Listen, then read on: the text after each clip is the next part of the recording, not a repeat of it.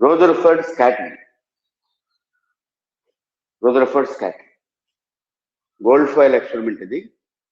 నేను already gold foil experiment గురించి చెప్పుకున్నాం కాబట్టి ఆ గోల్డ్ ఫాయిల్లో ఉన్న ఒక్క యాటమ్తో ఆల్ఫా పార్టికల్తో బొంబార్డ్ చేస్తే ఆ ఆల్ఫా పార్టికల్ ఏ పాత్రను ఫాలో అవుతుంది, ఎంత యాంగిల్లో స్కాటర్ అవుతుంది మనం డిరైవ్ చేయాలి. ముందు డయాగ్రామ్ కొంచెం టెక్నిక్గా గీసుకోవాలి, దాన్ని చూస్తూ రాయగలిగాలి. ముందుగా ఒక హారిజాంటల్ లైన్ గీద్దాం. ఒక హారిజాంటల్ లైన్ గీసుకుంటే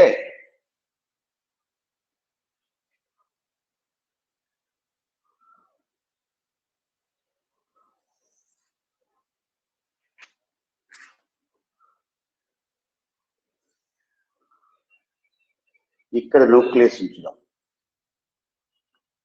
ఎన్ అనే పాయింట్ దగ్గర న్యూక్లియస్ ఉంచినట్లయితే ఇది ఏ అనే పాయింట్. ఏ అనే పాయింట్ దగ్గర నుంచి మనం ప్రొజెక్ట్ చేస్తాం. ఇది ఏఓ డైరెక్షన్ లో ప్రొజెక్ట్ చేస్తాం. ఆల్ఫా పార్టికల్ ఏఓ డైరెక్షన్ లో ప్రొజెక్ట్ చేస్తే ఈ న్యూక్లియస్ రిపెల్ చేస్తా ఉంటుంది ఆల్ఫా పార్టికల్ కూడా పాజిటివే కదా, అది ఈ పాత్రను ఫాలో. ఈ పాయింట్ సి అనుకో, ఈ పాయింట్ బి అనుకో. యాక్చువల్ గా మనం ప్రొజెక్ట్ చేసిన alpha particle of charge 2e mass m is bombarded in the direction of AO. If there is no nucleus, that alpha particle would have followed this path. Remember, nucleus అనే positive charge లేకపోయినట్లయితే మనం ఏవో direction లో positive charge particle అని alpha particle project చేసాం కదా, ఈ direction లో కంటిన్యూ అయింది. కానీ న్యూక్లియస్ పాజిటివ్ ఛార్జ్ కదా, అది పాజిటివ్ ఛార్జ్ కదా, దాన్ని రిపెల్ చేస్తూ ఉంటే దాని వెలాసిటీ V0 కాస్త తగ్గి మినిమం అయింది. సి దగ్గర వరకు మినిమం అవుతుంది. ఆ తర్వాత సిబి డైరెక్షన్ ఫాలో అయింది. ఫోర్స్ ఆఫ్ రిపల్షన్ వల్ల తోసివేయబడుతుంది. ఆ వెలాసిటీ మళ్ళీ క్రమక్రమంగా పెరిగి బి దగ్గరకు వచ్చేసరికి మళ్ళీ ఒరిజినల్ వెలాసిటీ V0. సి దగ్గర వెలాసిటీ ఎంత, వి అనుకో, వెలాసిటీ వి అనుకో. చూడండి, ఫోర్స్ ఆఫ్ రిపల్షన్ వల్ల ఆల్ఫా పార్టికల్ వెలాసిటీ గ్రాడ్యువల్ గా తగ్గిపోయి సి దగ్గర మినిమం అయి మళ్ళీ వెలాసిటీ గ్రాడ్యువల్ గా పెంచుతుంది. హైపర్బోలిక్ పాత్రను ఫాలో అయింది. ఎలాగో ఏవో డైరెక్షన్ ఉందిగా, అదే యాంగిల్లో ఇంకొక లైన్ తీసుకున్నాం, అంతే యాంగిల్లో. అదంతా అది ఎసిమ్టోన్, ఇది ఒక ఎసిమ్టోన్. కాబట్టి పాత ఆల్ఫా పార్టికల్ అలా వచ్చింది, పెరాబోలా అలా వచ్చింది.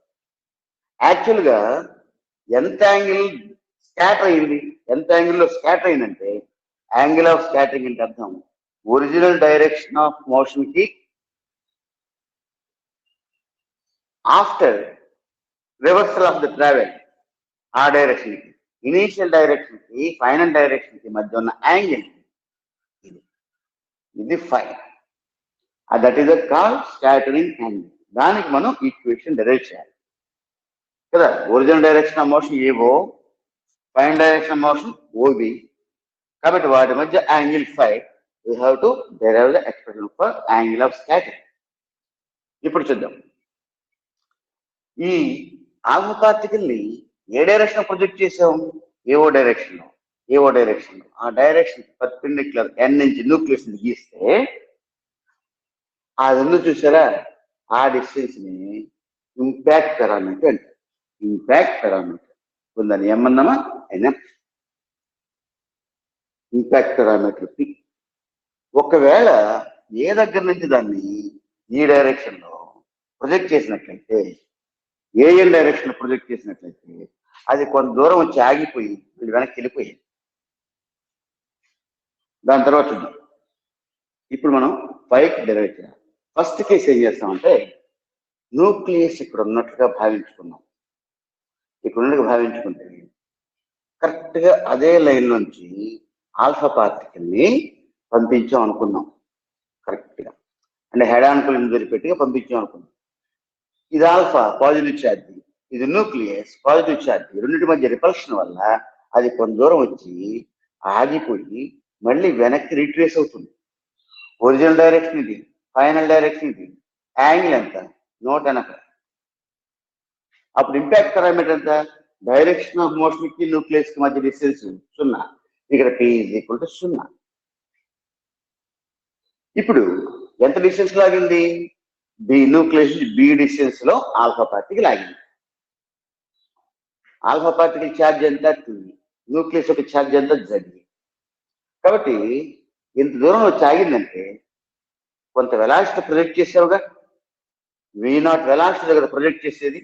V0 వెలాసిటీ ప్రొజెక్ట్ చేస్తే ఇక్కడ దాకా వచ్చి మళ్ళీ వెనక్కి వెళ్ళిపోయింది. అంటే దాని వెలాసిటీ ఇక్కడ 0 అయిపోయింది. అంటే దాని కైనెటిక్ ఎనర్జీ అంత పొటెన్షియల్ ఎనర్జీగా మారింది. కాబట్టి ఈ డిస్టెన్స్ ని క్లోజెస్ట్ డిస్టెన్స్ ఆఫ్ అప్రోచ్, ఈ బి వాల్యూని క్యాలిక్యులేట్ చేయడానికి క్యాలిక్యులేషన్ ఆఫ్ బి ఇది ఒక step. Law of conservation of ఎనర్జీని అప్లై చేస్తాం. ఏంటి? లా of conservation of energy. Law of conservation అంటే కైనెటిక్ ఎనర్జీ మొత్తం పొటెన్షియల్ ఎనర్జీగా మారిపోయింది. రెండు ఛార్జెస్ జడి అనే ఛార్జీ, ఈ 2e అనే ఛార్జ్ మధ్య డిస్టెన్స్ ఎంత ఉంది? బి ఉంది. పొటెన్షియల్ ఎనర్జీ ఎంత? మనకు పొటెన్షియల్ ఎనర్జీ అంటే చూడండి, పొటెన్షియల్ ఎనర్జీ ఒక్కడని అంటాం లేదా యు అంటాం. అంటే ఏంటి? Potential of the nucleus into charge VQ. Potential ఎంత? 1/4πε0 Q/R into Q, small q. ఈ క్యాపిటల్ Q ఎంత? ZE. ఈ స్మాల్ q ఎంత? 2e. కాబట్టి పొటెన్షియల్ ఎనర్జీ ఎంత అవుతుంది చూడండి, 1/4πε0 2ZE² బై R బదులు ఇక్కడ B. ఓకేనా? ఒక 2 క్యాల్కులేట్. మీకు B వాల్యూ కావాలి. B = ZE² by πε0 mV0². చూడండి, B వాల్యూ అంటే ZE² బై πε0 mV0². ఈక్వేషన్ 1 అంటాం. ఇది యాక్చువల్ ఇంపాక్ట్ పారామీటర్ 0 అనుకుని మనం చేస్తే క్లోజెస్ట్ డిస్టెన్స్ ఆఫ్ అప్రోచ్ ఇచ్చింది. అది ఎందుకో అవసరం చూద్దాం. కానీ ప్రాక్టికల్ గా p = 0 సాధ్యం కాదు కాబట్టి కొంత ఇంపాక్ట్ పారామీటర్ ఉన్నట్టుగానే ప్రొజెక్ట్ చేస్తాం ఆల్ఫా పార్టికల్. అప్పుడు ఏమవుతున్నది? ఏసీ పాత్ని ఫాలో అవుతున్నప్పుడు వెలాసిటీ తగ్గిపోయి మళ్ళీ సిబి పాత్ని ఫాలో అవుతున్నప్పుడు వెలాసిటీ పెరిగిపోతుంది. కాబట్టి సి అంటే వర్టెక్స్ ఆఫ్ ద హైపర్బోలా. సిని వర్టెక్స్ అంటారు కదా, అక్కడ వెలాసిటీ వి క్యాలిక్యులేట్ చేయాలి. వి వాల్యూ క్యాలిక్యులేట్ చేయడానికి క్యాలిక్యులేషన్ ఆఫ్ వి మనం ఉపయోగించే law of conservation of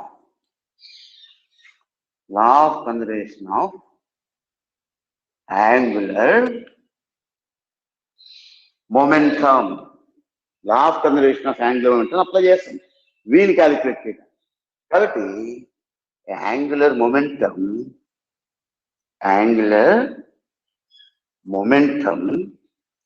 at A is equal to angular momentum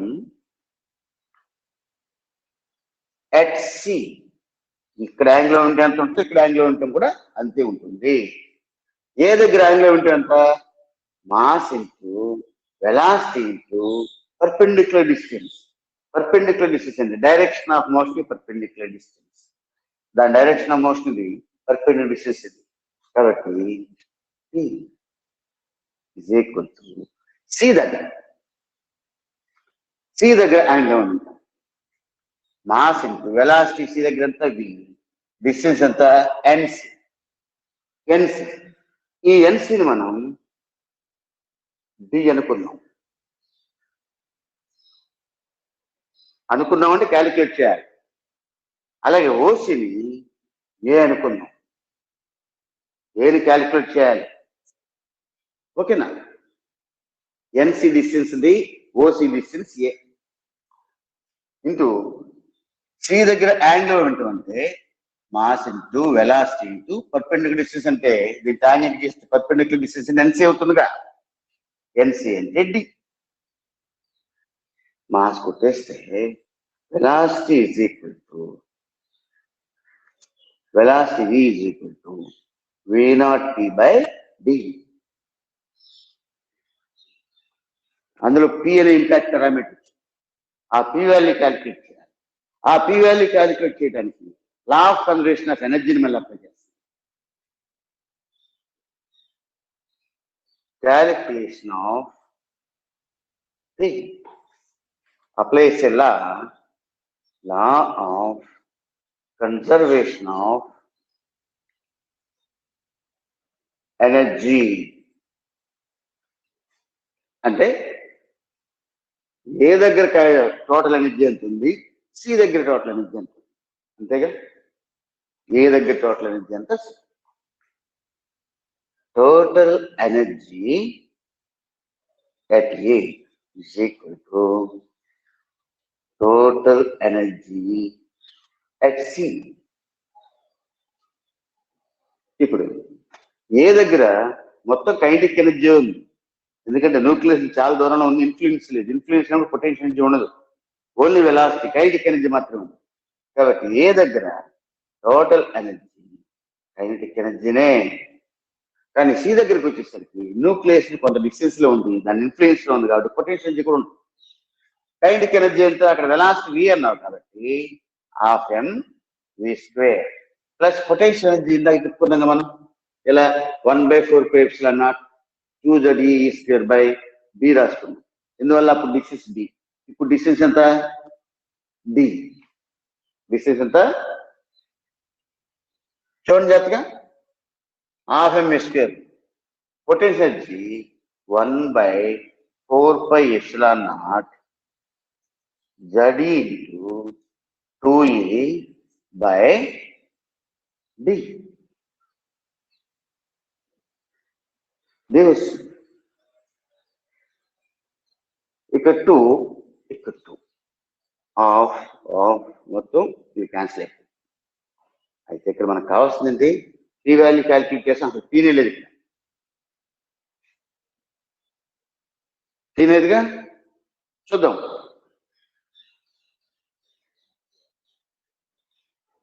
V0 square is equal to V square plus ZE square, V square ZE square by πε0. ఇక్కడ m ఉంది కాబట్టి m లేదు, ఇక్కడ m లేదు అంటే m తో డివైడ్ చేసి వాటి కాబట్టి m వస్తుంది πε0 n d. మనకి p ఎక్కడ కనపట్టలేక. అయితే చూడండి, ZE square by πε0 mv0 square అంటే b. కానీ ఇక్కడ చూడండి, ZE స్క్వేర్ బై πε0 m ఉంది, ZE స్క్వేర్ బై πε0 m ఉంది. అంటే bv0 స్క్వేరేగా, కాబట్టి దాని బదులు bv0 స్క్వేర్ రాసుకోవచ్చుగా. కాబట్టి v0 square is equal to v square plus ఎంత bv0 స్క్వేర్ బై d.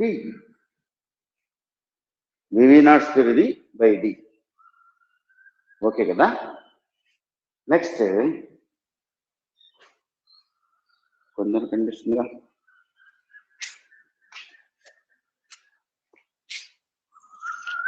ఇప్పుడు చేయండి. v square is equal v0 square minus bv0 square by d. అయితే v అంటే v0 p బై d. కాబట్టి సబ్స్టిట్యూటింగ్ అంటాం. Substituting value of V from equation 2. From equation 2.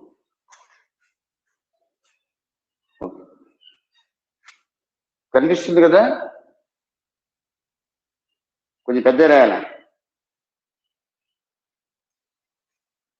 దీని నుంచి వి value అక్కడ ఎంత వచ్చింది, V0 T by D whole square is equal to V0 square dV0 square by D. ఇక్కడ ఏమొస్తుంది, V0 square V square by D square is equal to V0 square common తీసుకో, 1 minus D by D. V0 square cancel అయిపోయింది. D square is equal to D square into D minus D by D. ఒకటి cancel అవుతుంది. D square is equal to D into D minus D. Equation ఎంత అర్థం, 2 3 అనుకున్నాం, ఇది 4. మనం ఏం calculate చేద్దాం అనుకున్నాం, P వాల్యూ క్యాలిక్యులేట్ చేద్దాం అనుకున్నాం. లా ఆఫ్ కన్జర్వేషన్ ఎనర్జీ అప్లై చేసాం. P square is equal to వచ్చింది. నీకు అందులో తెలిసింది D తప్ప, D తెలియదు అనుకున్నాం అంతే. NC ఈజ్ ఈక్వల్ D అనుకున్నాం. మరి D వాల్యూ ఫైండ్ అవుట్ చేయాలి. నీకు D వాల్యూ ఫైండ్ అవుట్ చేయాలంటే NC అంటే ఇక పెరాబోలా ప్రాపర్టీస్కి వెళ్ళాల్సిందే. పెరాబోలా ప్రాపర్టీస్కి వెళ్ళాల్సిందే. ఫస్ట్ ఆఫ్ ఆల్ ఏం చేసాం, ఇంపాక్ట్ పారామీటర్ 0 అయ్యేట్టుగా ముందు లా ఆఫ్ కన్జర్వేషన్ ఎనర్జీని అప్లై చేసాం. అప్పుడు closest distance of approach B value వచ్చింది. తర్వాత ప్రాక్టికల్ గా మనం ప్రొజెక్ట్ చేసేది ఇంపాక్ట్ పారామీటర్ Pతో కాబట్టి అది పాత్ ఏసీబీని ఫాలో అవుతుంది. కాబట్టి ఇక అక్కడి నుంచి C దగ్గర వెలాసిటీ V అవుతుంది కదా, law of conservation of angular momentum apply చేశారు. Law of conservation angular momentum అంటే law of conservation of total angular momentum అంటే total angular momentum at C equal చేసాం. దాన్ని బట్టి మనకి ఏమొచ్చింది, వర్టెక్స్ దగ్గర వెలాసిటీ వచ్చింది. అందులో P వాల్యూ కనపడింది.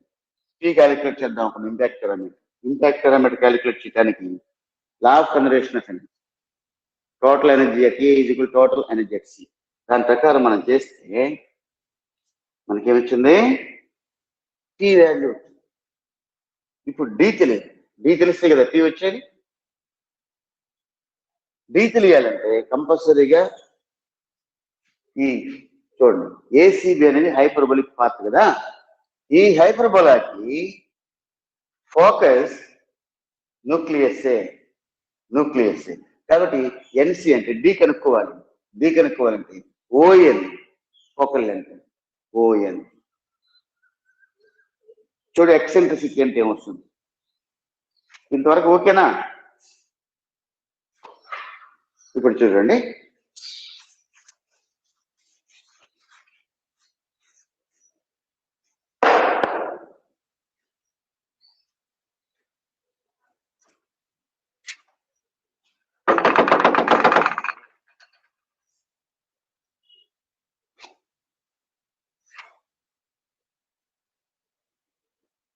from hyperbola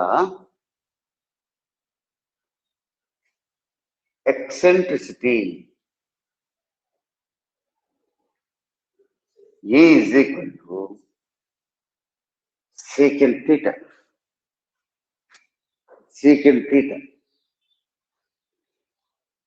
The focal length ON is equal to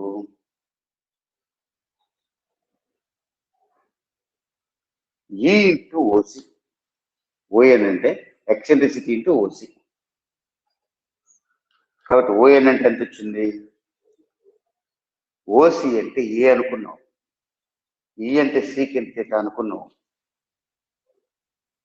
E అంటే అనుకోలేదు, ఎక్సెంట్రిసిటీ అంటేనే secant theta. సరే, ఇది ON. అయితే ఈ ON చూడండి, ఎన్ఎంఓ ట్రయాంగిల్ ఉంది కదా, ఎన్ఎంఓ ట్రయాంగిల్ లో ఇది థీటా అయితే థీటా అవుతుంది కదా, థీటాకి ఆపోజిట్ సైడ్ ఉంది కదా ఇంపాక్ట్ పారామీటర్. అప్పుడు from triangle NMO sin theta is equal to opposite side P, opposite side P by hypotenuse ON. కాబట్టి ON అంటే నీకు ఎంత వచ్చింది ఇప్పుడు? P by sin theta అంటే P cosecant theta. P by sin theta ఉంచుకున్నా ఏం పర్లా, cosecant theta అని రాయక్కర్లా. సరే, ఇక్కడ ON అంటే ఇది వచ్చింది, ఇక్కడ ON అంటే ఏ secant theta వచ్చింది. రెండు సమానం కదా, రెండు సమానం కాబట్టి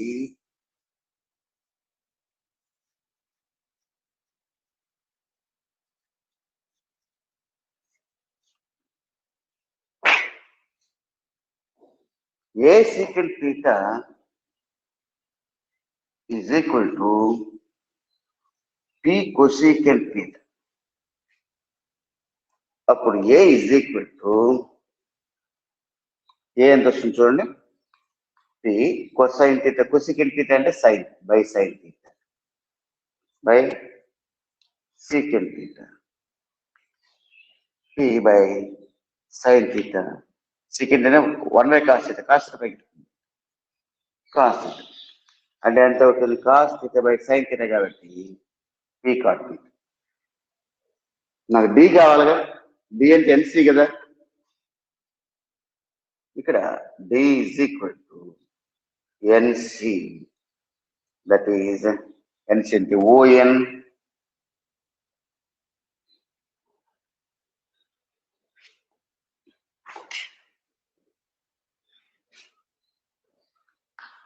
ON plus OC, ON plus OC. ON అంటే ఏమన్నావు, P cot theta అనుకున్నారు, OC అంటే ఎంత అనుకున్నారు, ఏ అనుకున్నారు. OC అంటేనా ఏ అంటే చూడండి, ON అంటే ఎంత అయింది, ON plus NC.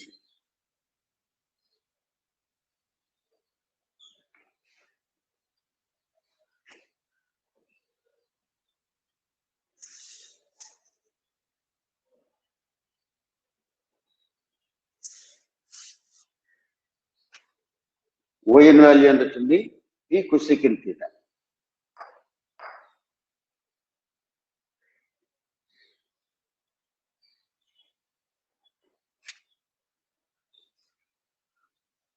D is equal to ON plus OC. ON అంటే ఇక్కడ ఎందాక ఎంత వచ్చింది, ఏ secant theta, ఏ secant theta. OC అంటే ఏ అంటే వచ్చింది, ఏ కామన్ తీస్తే 1 plus secant theta, 1 plus secant theta. అప్పుడు D is equal to ఏ అంటే cot theta కదా, 1 plus secant theta. P లోపల వచ్చేసి cot theta లోపలికి తీసుకెళ్తే cot theta అంటే cos theta by sin theta into secant theta అంటే 1 by cos theta. So D is equal to P into cot theta plus 1 by sin. ఇన్ని స్టెప్పులు రాయక్కర్లేదు, తెలిస్తే cos theta by sin theta plus 1 by sin theta. LCM same, LCM same. ఇక్కడ మనం డీకి చేస్తున్నాం, ఈ equation గుర్తుపెట్టుకోవాలి.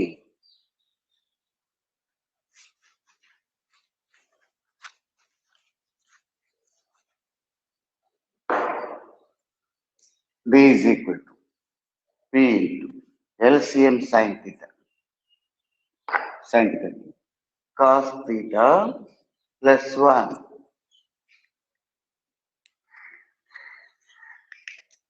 1 plus cos theta అంటే 2 cos square theta by 2.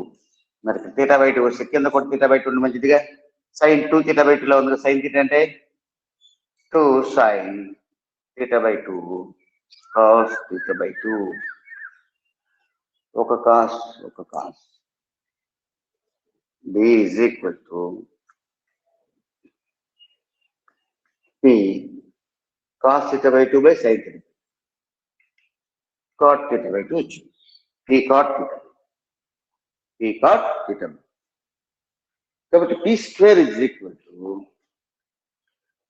ఇక్కడ చూడండి, p square is equal to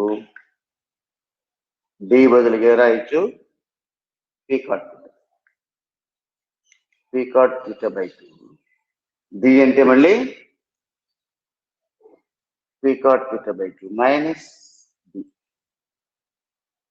minus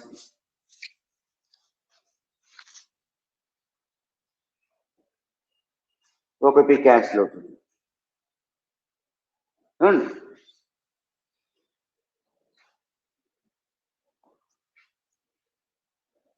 ఓకేనా? p cot theta by 2 p is equal to p cot square theta by 2 minus b cot theta by 2. ఒక పక్కన పీలని తీసుకుంటే మంచిది కదా. b cot theta by 2 is equal to అది వస్తే p cot square theta by 2 minus p. b cot theta by 2 p common ఇస్తే cot square theta by 2 అంటే cot square theta by 2. cot square theta by 2 అంటే ఏమొస్తుంది? sin square theta by 2 by cos square theta by 2 minus 1. Okay కదా? పోనీ ఇంకో పని చేయొచ్చు, ఇంకొస్తే తగ్గించుకో. అసలు బీనే ఉంచుకుని ఇక్కడ cot theta by 2 తీసుకెళ్ళిపోతే cot theta by 2 minus 1 by cot theta by 2. ఇది ఎందుకంటే ఒకటి క్యాన్సిల్ అవుతుంది, అక్కడ లేదు కాబట్టి by b is equal to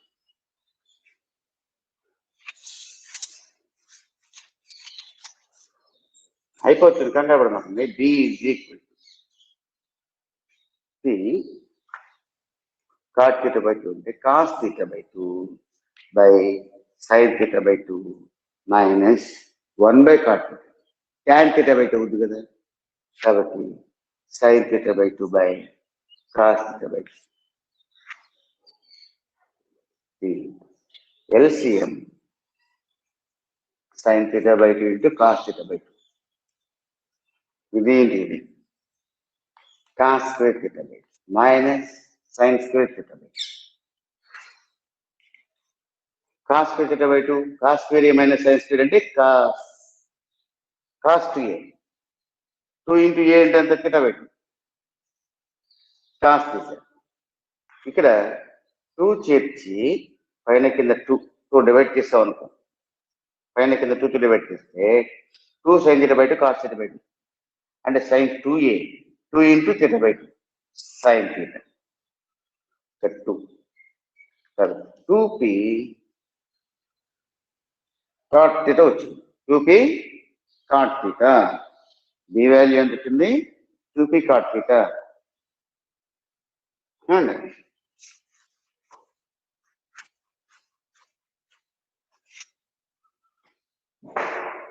2p cot theta. ఇక స్కాటరింగ్ యాంగిల్ వచ్చేసింది. స్కాటరింగ్ యాంగిల్కి వచ్చేస్తున్నాం. థీటా బదులు మనం రాస్తాం. ఇక్కడ చూడండి, ఇదంతా 180. ఇది థీటా, ఇది థీటా. ఈ రెండు థీటాలు 180లోంచి తీస్తే 5 వస్తుంది. అంటే 180లోంచి అంటే పైలోంచి 2 theta తీస్తే 5 వస్తుంది. 2 theta is equal to pi minus 5. Theta is equal to pi minus 5 by 2. అంటే π/2 మైనస్ 5/2 తీటా అంటారు. కాబట్టి b is equal to 2p cot θ/2 కదా, cot π/2 మైనస్ 5/2. 5/2 మైనస్ 5/2 అంటే 2p tan 5/2. Tan 5/2 is equal to b/2p. b/2p అంటే scattering angle impact parameter మీద ఆధారపడుతుంది. Impact parameter p value తక్కువ ఉన్నట్లయితే స్కాటరింగ్ యాంగిల్ ఎక్కువ అవుతుంది కదా. p వాల్యూ 0 అయితే స్కాటరింగ్ యాంగిల్ 180 అవుతుంది కదా. అలా ఇది స్కాటరింగ్ యాంగిల్ యొక్క డెరివేషన్. రేపు స్పెషల్ థియరీ ఆఫ్ రిలేటివిటీ చెప్పుకుందాం. ఓకేనా? 12 o'clock రేపు.